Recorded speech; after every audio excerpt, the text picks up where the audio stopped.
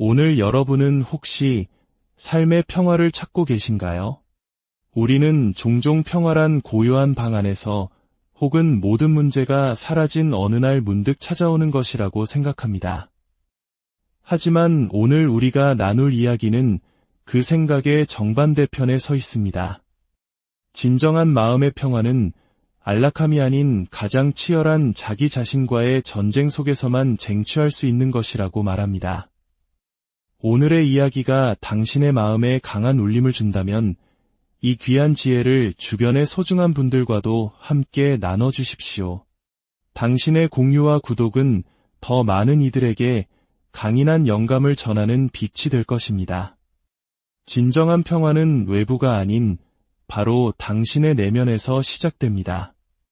우리 모두는 각자의 어두운 구석, 약점, 숨기고 싶은 과거를 가지고 있습니다. 사람들은 저를 보고 제 이야기에 공감합니다. 그 이유는 제가 숨기지 않기 때문입니다. 저는 제가 어떤 인간인지 정확하게 드러내고 제 모든 결점을 인정합니다. 대부분의 사람들은 자신의 약점을 숨기는데 아주 능숙합니다. 그리고는 그저 평화를 찾고 싶다고 말하죠. 아니요, 그건 순서가 틀렸습니다. 당신 안에 있는 그 문제들을 카페트 밑으로 밀어넣지 마십시오. 그것을 꺼내어 정면으로 마주하고 해결해야 합니다. 그 끔찍한 과정이 끝난 후에야 비로소 당신은 진짜 평화를 맛볼 수 있을 겁니다. 진정한 교훈은 산 정상에서 배우는 것이 아닙니다. 정상의 선자는 이미 모든 것을 이뤘다고 착각하기 쉽습니다. 인생의 가장 값진 깨달음은 언제나 정상을 향해 올라가는 길 위에서 그 험난한 중간 지점에서 혹은 모든 것을 처음 시작하는 그 막막한 바닥에서 얻어집니다. 저는 한 인간이 무너지고 부서졌을 때 거기서 주저앉는 대신 세상을 향해 다시 일어서는 모습을 보고 싶습니다. 그런 사람들을 사랑합니다. 하지만 안타깝게도 그런 강인한 영혼은 세상에 많지 않습니다. 한 번이라도 그런 극한의 고통 속으로 기꺼이 걸어 들어갈 용기를 가진 사람은 극소수이며 2번 이상 그 길을 택하는 사람은 거의 없습니다. 저는 더 이상 제 마음속의 희생자가 되기를 원치 않았습니다. 대부분의 사람들이 포기하고 도망치는 바로 그 지점에서 저는 오히려 그 상황을 지배하고 싶었습니다. 가장 혹독한 환경 속에서 모든 것을 압도하고 싶었습니다. 제게 승리는 중요하지 않습니다. 때로는 그저 끝까지 버텨내는 것, 그 자체가 목표가 됩니다. 저의 모든 아이디어와 영감은 어디서 나올까요? 그것은 바로 안락한 책상이 아니라 삶의 가장 밑바닥, 모든 것이 최악인 그 지옥 속에서 나옵니다. 저는 고통을 즐깁니다. 경쟁적인 방식으로 말이죠. 그 지독한 고통은 제 안에 잠자고 있던 최고의 모습을 그리고 다른 모든 이들의 잠재력까지도 끌어냅니다. 어느 날 제 자신에게 말했습니다.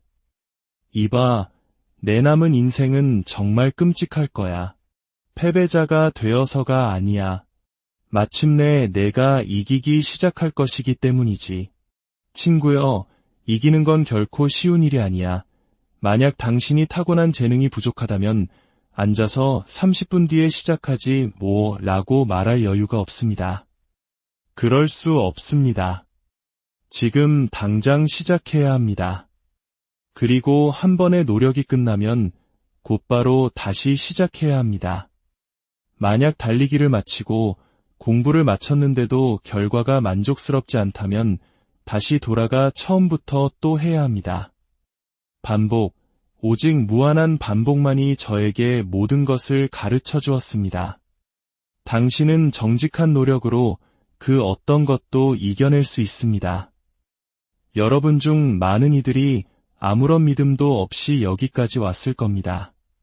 그 믿음은 책 한 권 읽는다고 혹은 동기부여 강사의 말을 듣는다고 생기는 것이 아닙니다. 진정한 믿음은 수시간, 수십일, 수십 년에 걸친 뼈를 깎는 노력 속에서 단련됩니다. 그래서 제가 실패하고 또 실패하고 넘어지는 순간이 와도 저는 제가 스스로 쌓아올린 그 거대한 믿음으로 돌아갑니다. 그리고 저는 압니다. 나는 결국 해낼 것이라는 것을. 우리는 계속 나아가야 합니다. 멈출 수 없습니다. 세상 누구도 당신의 인생을 대신 살아주지 않습니다. 당신이 계속해서 당신의 삶을 살아가거나 아니면 운명에 굴복하여 그저 그런 통계 중 하나로 남는 것을 선택할 수 있을 뿐입니다. 우리는 스스로 열심히 일하고 있다고 착각합니다. 헬스장에서 한 달 동안 열심히 운동했지만 눈에 띄는 결과가 없다고 불평합니다. 시험을 앞두고 30분 공부하고는 생각보다 성적이 안 나왔다고 실망합니다. 도대체 무엇을 기대한 겁니까? 당신은 충분한 노력을 쏟아붓지 않았습니다. 더 많이 해야 합니다. 인생에서 이만하면 충분하다고 스스로에게 말하는 것을 멈추십시오. 젠장, 나는 저 군중들보다 더 많이 노력하고 있어. 나는 모두를 압도하고 있어. 나는 더 해내고 있어. 라는 압도적인 감정이 들기 전까지는 결코 충분한 것이 아닙니다. 그 지점에 도달했을 때 비로소 당신은 충분히 해냈다고 말할 수 있습니다. 더 열심히 일해야 합니다. 정신을 더 강하게 단련해야 합니다. 우리는 사람들에게 괜찮아 라고 말하는 것 이상의 도움을 주어야 합니다. 스스로를 도우려 하지 않는 당신에게 괜찮다고 말하는 것, 그것은 결코 괜찮은 것이 아닙니다. 용납할 수 없는 일입니다. 지금까지 무엇을 해왔습니까? 아마 대답은 아무것도 없다일 겁니다. 며칠, 몇 주, 몇 달 동안 거울 속 자신의 모습을 보면서도 늘어나는 살을 느끼면서도 아무것도 하지 않았습니다. 당신이 무언가를 원한다면 세상의 모든 정보는 당신에게 열려 있습니다. 인터넷을 검색하십시오. 저의 식단은 아침 달리기, 점심 달리기, 저녁 달리기, 간식 달리기였습니다. 살을 빼기 위해 제가 무엇을 해야 했을까요? 답은 명확합니다. 더 노력하는 것 뿐이었습니다. 매년 우리는 새해 결심을 하고 불과 2주 만에 포기합니다. 하지만 진짜 경쟁은 이제 시작입니다. 그 경쟁은 바로 당신 자신과의 싸움입니다. 알람이 울리면 망설일 시간이 없습니다. 당신과 당신의 마음, 둘만의 전쟁이 시작됩니다. 바로 그때 악마가 속삭입니다. 그냥 더 자. 피곤하잖아. 그 목소리를 이겨내고 일어나야 합니다. 사람들은 저를 보고 말합니다. 당신은 엄청난 잠재력을 가졌군요. 아니요. 저는 잠재력이 아니라 수많은 성취를 가진 사람입니다. 저는 제 최소한의 잠재력을 최대한으로 활용했습니다. 지금의 제가 있기까지 제가 가진 모든 것을 남김없이 쏟아부었습니다. 그래서 저는 균형 잡힌 삶을 살지 않습니다. 저는 휴일이 없습니다. 다른 사람들처럼 쉴 여유가 없습니다. 그리고 여러분 중 많은 사람들도 마찬가지일 겁니다. 그러니 어딘가에서 그 부족함을 채워야만 합니다. 가끔은 저도 무기력하게 일어나는 날이 있습니다. 도대체 내가 뭘 위해 훈련하는 거지? 예정된 대회도 없는데 왜 이렇게 빡빡한 삶을 살아야 하지? 그리고 생각합니다. 이젠 됐어. 그만둘래. 저는 매일 은퇴를 결심합니다. 그리고 잠시 앉아서 스스로에게 묻습니다. 그래, 너는 평범해지고 싶구나. 세상 대부분의 사람들처럼 자기 안의 힘을 전혀 알지 못한 채 그저 그렇게 살아가고 싶구나. 평범함에 안주하는 삶으로 만족하고 싶다고? 정말 과거의 너로 돌아가고 싶은 거냐? 바로 그 최악의 날들이 저를 만듭니다. 저는 길거리에서 수많은 사람들을 봅니다. 그들은 자신이 얼마나 재능 있는지 전혀 알지 못한 채 살아갑니다. 신이 주신 능력 같은 걸 말하는 게 아닙니다. 스스로 갈고 닦고 노력해서 얻어야만 하는 그런 재능 말입니다. 그들은 스마트폰만 들여다보며 자신이 얼마나 강력한 존재인지 전혀 모른 채 살아갑니다. 제발 그렇게 죽지 마십시오. 모든 것에는 시간 제한이 있습니다.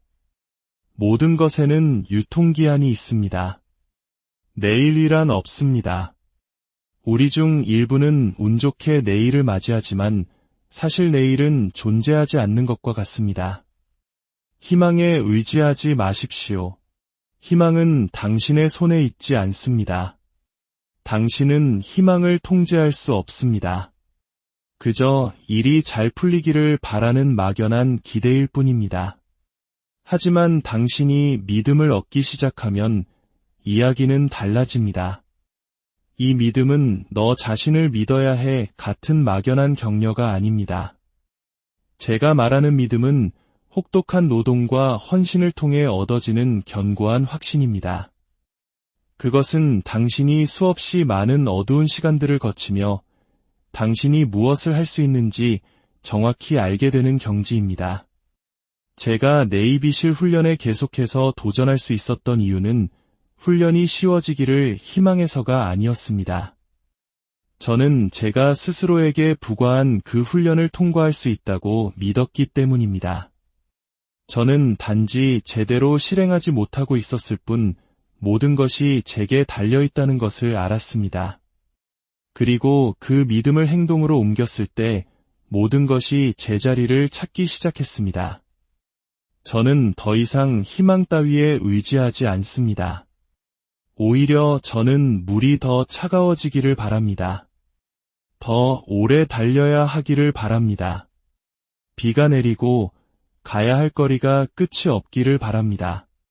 당신이 누구인지 깨닫고 당신의 사고방식 단 하나만 바꾸면 당신은 모든 것에 맞서 싸울 수 있습니다. 한때 저는 성공한 사람들을 우상처럼 떠받들었습니다. 그리고 초라한 제 자신을 보며 생각했죠.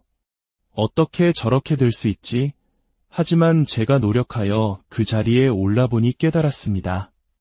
세상에 우리 모두 경쟁할 수 있구나. 한번 붙어보자. 배고픔을 잊지 마십시오. 배고픔은 당신의 정신 상태를 바꿉니다. 당신을 길들여진 존재에서 야수로 만듭니다.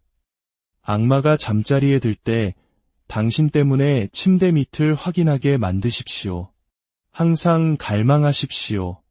어려운 일을 성취하는 사람들을 가르는 유일한 차이점은 그들이 정말로 그곳에 있기를 원한다는 사실입니다. 사람들은 영감을 받습니다. 그리고 그 영감은 무언가를 시도하게 만듭니다. 하지만 영감은 편안한 환경에서만 충만합니다. 지금처럼 안락한 곳에서 제 이야기를 들으면 누구나 영감을 받습니다. 하지만 당신이 그 편안한 소파를 떠나 당신에게 영감을 주었던 바로 그 일을 실제로 하게 되는 순간 고통의 현실이 닥쳐옵니다.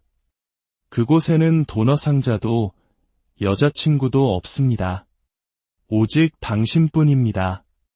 마음속으로 수백만 번 그 고통을 겪어보고 그 차가운 물속에서 살아보고 뼈가 부서지는 아픔을 상상해본 사람만이 버틸 수 있습니다. 삶에서 끔찍한 상황에 처하면 당신의 뇌는 1초 만에 외칩니다. 당장 여기서 도망쳐. 모든 사람의 뇌가 그렇게 반응합니다. 그때 당신의 마음속에서 질문들이 쏟아집니다. 왜 여기에 있는 거지? 왜 이 고통을 견뎌야 하지? 만약 당신이 간절히 원하지 않는다면 당신은 집에 아름다운 아내가 있는데 내가 왜 이 미친 짓을 하고 있지? 라고 생각하며 포기할 겁니다. 하지만 당신이 이 모든 일이 일어날 것을 미리 알고 있다면 당신은 그 모든 질문에 대한 답을 이미 가지고 있습니다. 고통이 닥쳤을 때 당신의 뇌가 던지는 모든 질문에 대한 답을 말입니다. 당신은 졸업식에 서 있는 당신을 상상해서는 안 됩니다. 당신은 그 과정의 가장 끔찍한 부분에 서 있는 당신을 몇 번이고 반복해서 상상해야 합니다. 당신은 혼자입니다. 하루 24시간 동안 당신은 이 뇌 속에서 홀로 존재합니다. 그리고 당신의 뇌는 당신을 통제하려고 합니다. 만약 당신이 자신의 뇌를 통제하지 못하고 내가 당신을 통제하게 둔다면 당신은 끝입니다. 당신이 당신의 뇌에게 어디로, 어떻게 가고 싶은지 명령해야 합니다. 세상에서 가장 중요한 대화는 바로 당신이 자기 자신과 나누는 대화입니다. 당신은 그 대화와 함께 잠에서 깨고, 함께 걸으며, 함께 잠자리에 듭니다. 그리고 결국 그 대화대로 행동하게 됩니다. 우리는 모두 실험실의 쥐와 같지만 동시에 과학자이기도 합니다. 당신은 당신 자신을 창조하는 존재입니다.